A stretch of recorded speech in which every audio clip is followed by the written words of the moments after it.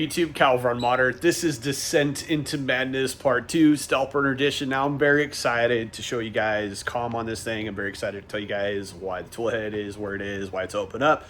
But first, let's do a disclaimer. Now, I have years of experience as a mechanical engineer in SolidWorks, Siemens Solid Edge, Siemens NX, and Creo, and all of them have the same constraints when you're working in a assembly space that make finding COM super simple.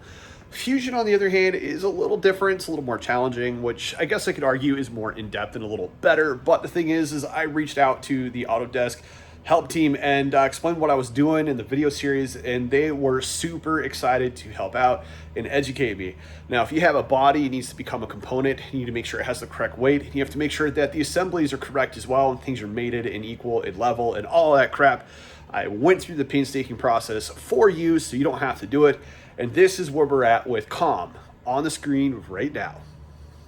Now, I wish it was better, but it's not going to be better unless we do some drastic, crazy changes that make absolutely no sense for this project. So we're going to accept where it is. Now, the first set of input shaping I did, I was really excited and bummed at the same time. I had some weird things on the graph. They weren't crazy. The peaks were looking nice, but see, the issue was the tool head was actually 20 millimeters that way. I had forgot an important piece of the puzzle, getting my ruler out, measuring, making sure the tool was center, getting the command and making sure that was correct, which is an M114. Now that I've done that, I'm going to rerun Input Shaper, but the LEDs are driving me nuts. So let's talk about that. Why are the LEDs driving me nuts? Because I only have this rainbow, which is cool. It's probably going to stay like that because it will not do British Racing green color no matter what I try. Anyway, I do have Julian Schill's Klipper LED effects installed on this. It's working fine now that he's updated Python. I used to have issues with it where it would just constantly crash and have issues, but now that he's updated it, it's working really well. The nozzle LEDs aren't working, and I'm 99% sure that it's my fault because when I replaced the faceplate, I actually yanked really hard to get these out of here, and I think I broke a wire, lifted a pad, something. If I have to replace it, it's not a big deal. I have like 100 of them. So anyway, I gotta just disassemble this, unplug everything, pull it out, take a look, and we're gonna do that together. Okay, this probably isn't my best work as far as prints. You can see all these artifacts and stuff. The 2.4 is old and tired, and it just needs a lot of tuning. But the wires for this, I wanted separate. I didn't want them in a cable sleeve for a reason, and I'm 99% sure I did that wrong because the fan isn't coming on. So that's a simple problem. But now that this is off, we can take this apart and put it on the bench and take a look at the LEDs. As suspected, I did this wrong. I actually reversed the wires, so I'm going to unsolder and resolder that and slap this guy back in. Okay, so that was it. It was 100% my fault on the LEDs. I'm glad it wasn't like a lifted pad or something. It was just simple, not really paying attention late at night. Soldering, you know, doing Kyle things. What I need to do is get the macro working, which is important to me for whatever reason, and then we're going to heat the chamber while I'm working on the macros, which sounds counterproductive, but it'll work out.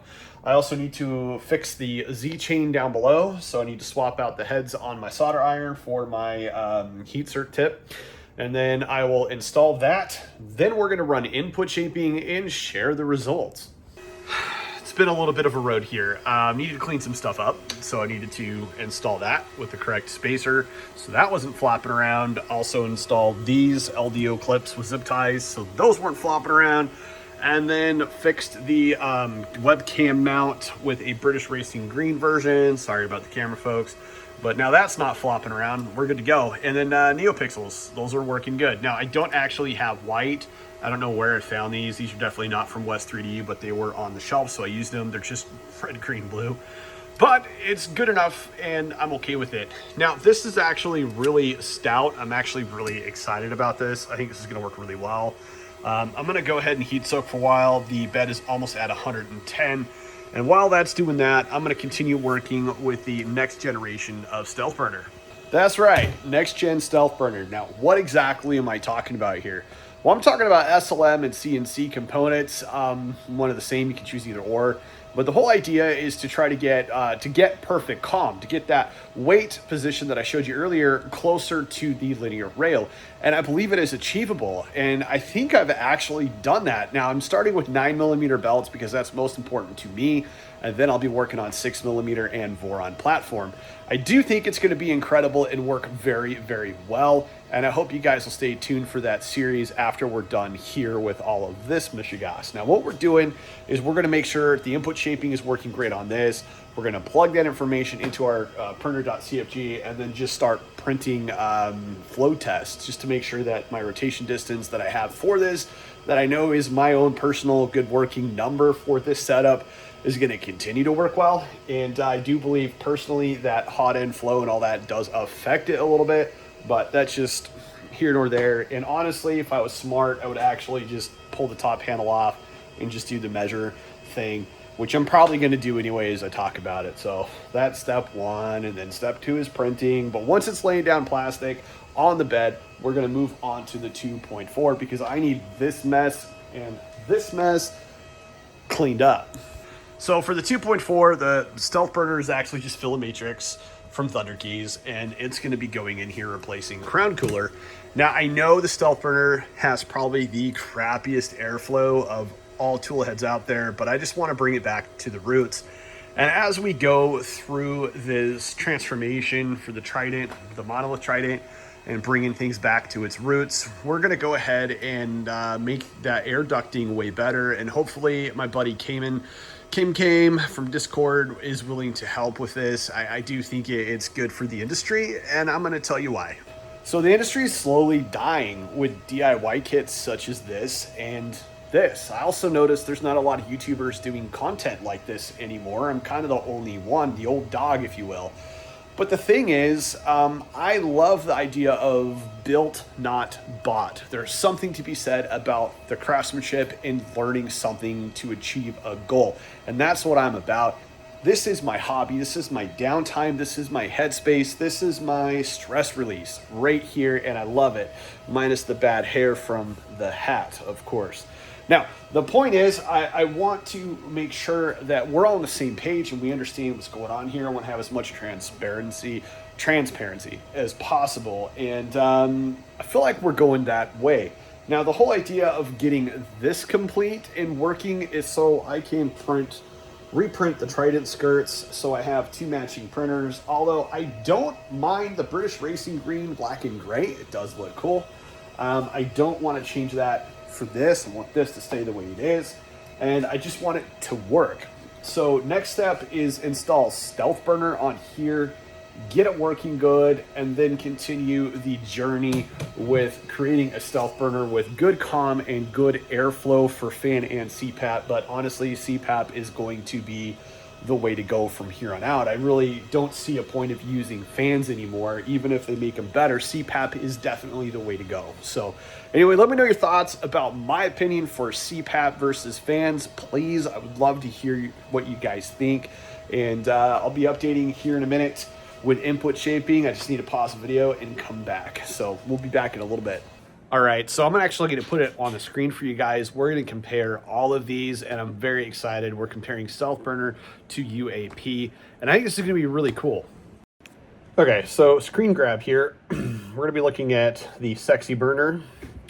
So yeah, we are MZV, which is good, really good. We have 42,470.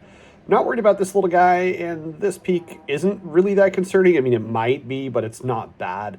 Let's compare to UAP, also MZV, 61,000, which is great, but you can see there's a lot of issues here. Now, when I was printing with it, I was having all kinds of fracket issues, and it was not good.